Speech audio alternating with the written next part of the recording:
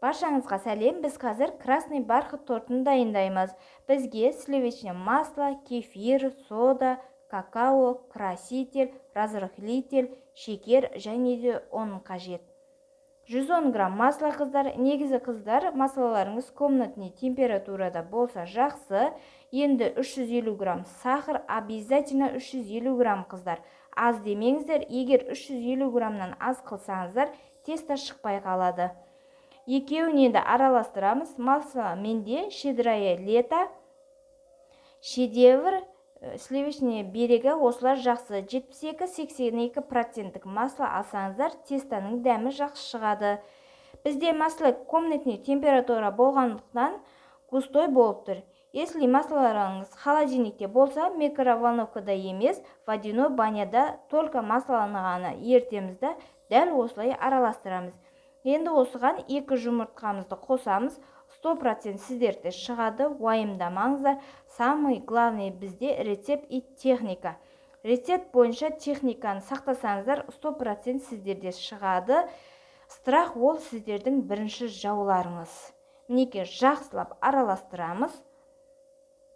Енді осыған кефир қосамыз. Любой кефир болады. Кефир 2,5, 3,2% болуы керек қыздар. 250 грамм қосамыз. Енді осыны алып, жақсылап араластырамыз. Келесі ұнымызды қосамыз. 310 грамм ұн. Ұнды міндетті түрде қыздар ситудан өткізіп салыңыздар.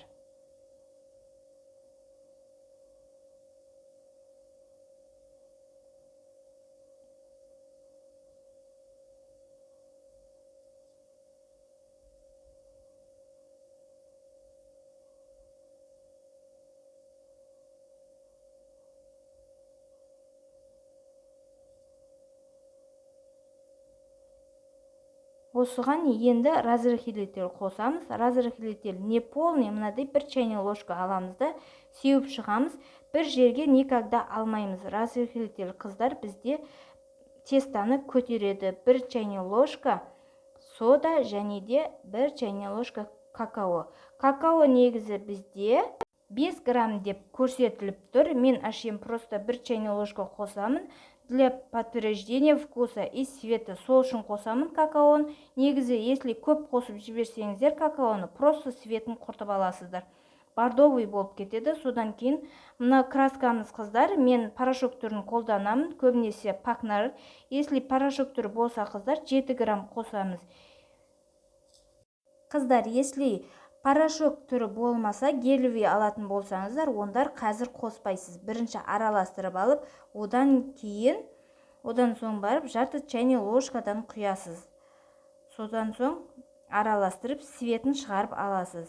Ал менде қазір порошок түрі болғандықтан 7 граммды қосып араластырып алдым. Бізде қазір сіздердің үйреніп жатқаныңыз натуральный. Безопасный, балаларға да безопасно. Красканы таңдаған кезде турецкий, индийский, российский осы үшеуі жақсы. Негізгі турецкий мен индийский жақсы, гелевый болса да жақсы.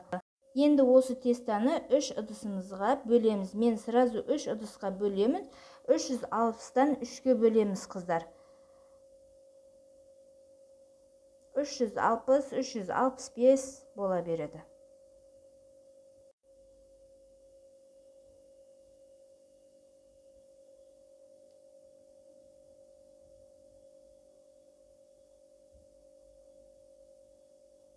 Мінекей 365 болды. Келесі бұны да дәл солай бөліп аламыз. Қыздар, бізде разрыхлитель тестаны көтереді, ал сода қыздар бізде тестаны смягчать етеді. Если соданы ұмытып кетсеңіз, көбісі негізі разрыхлитель мен соданы екеуі бір деп ойлайды да, разрыхлитель қосамын, соданы қоспай-ақ қоямын деп. Разрыхлитель всегда тек қана көтереді, ол жұмсартпайды. Ал мына сода бізде тестаны көтермейді. Ол тестаны губка сияқты нежный болады ғой, сол сияқты жұмсартады. Тестамыздың жұмсақтығы осы біздің содамызға байланысты. Сондықтан екеуінде қосыңыздар. разрыхитель қостым, соданы қоспасам болады деген болмайды қыздар.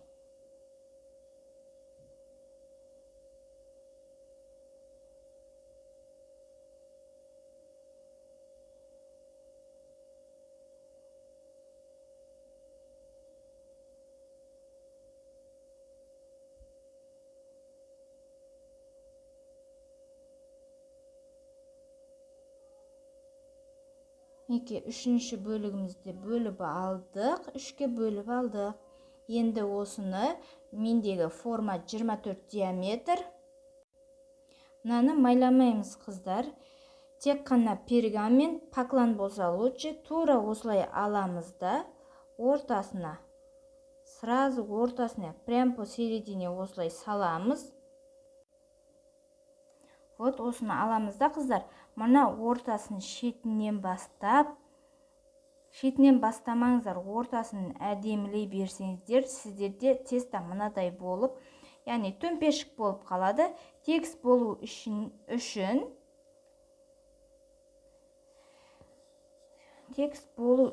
шетінен бастау керексіздер.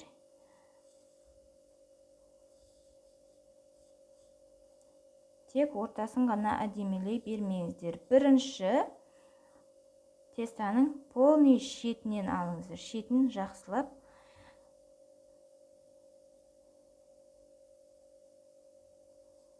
Жайып шығамыз. Мінекей, үшеуінде дәл солай жасаймыз.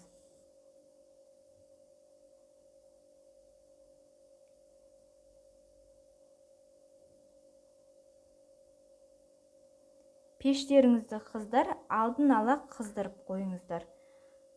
Алдын ала қыздырылған пеште 170 градуста шамамен 20-25 минуттай пісіріп аламыз.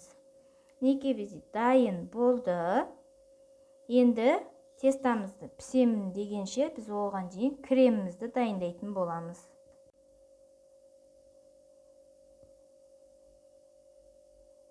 Мұнда 160 грамм сахар және де 200 грамм маскарпоне.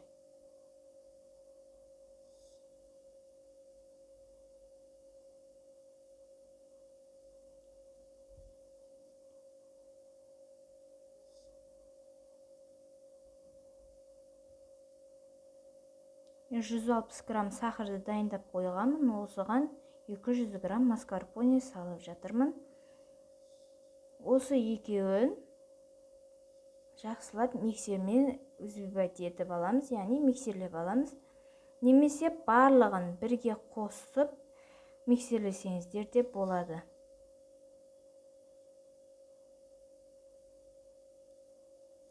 $400 грамм сливки.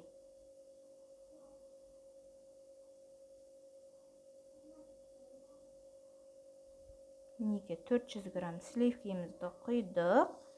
Енді осыны жақсылап взбивать етеміз.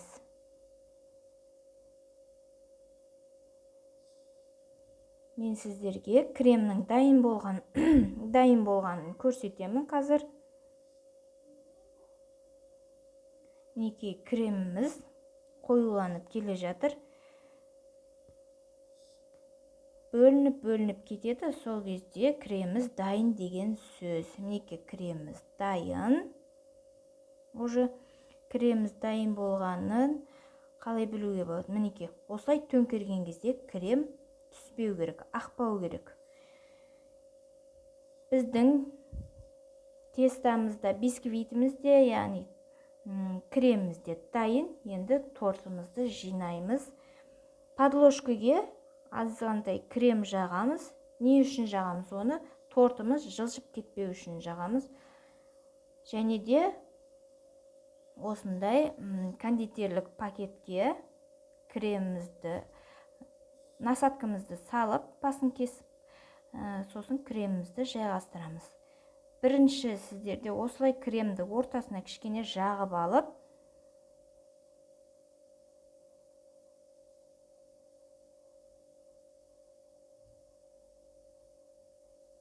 содан соң барып шетіне осылай шарик жасасаңыздар да болады. Не болмаса бірінші шетіндегі шариктерін жасап, содан соң барып ортасына крем жақсаңыздар да болады.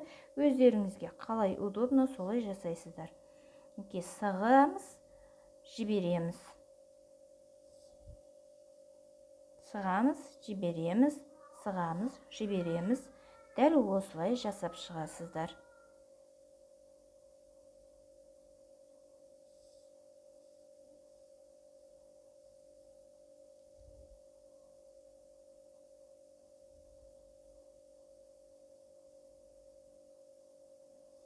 Дәмі өте керемет болады.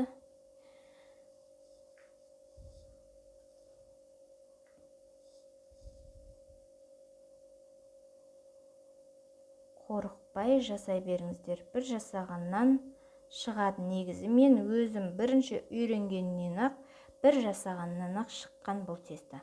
Неге екінші коржигімізді қойдық. Бұнысында міне екінші түрін жаңағы айтқандай бірінші шарик жасап жатырмын. Содан соң барып ортасына крем жағамын.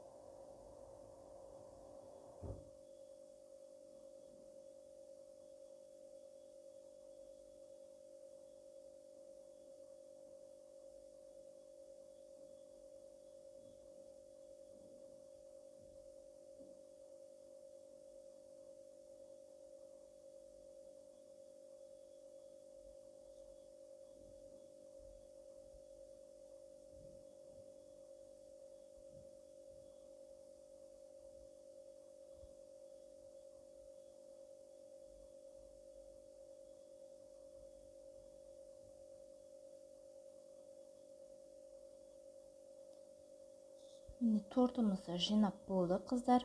Өз қалағаныңызша оформление жасасаңыздар болады.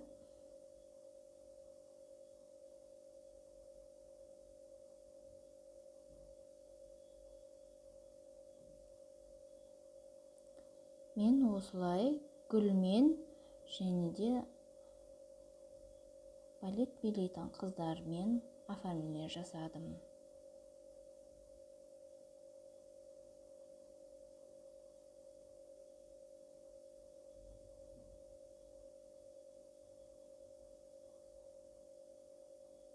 Баршаңызға сәттілік, қыздар.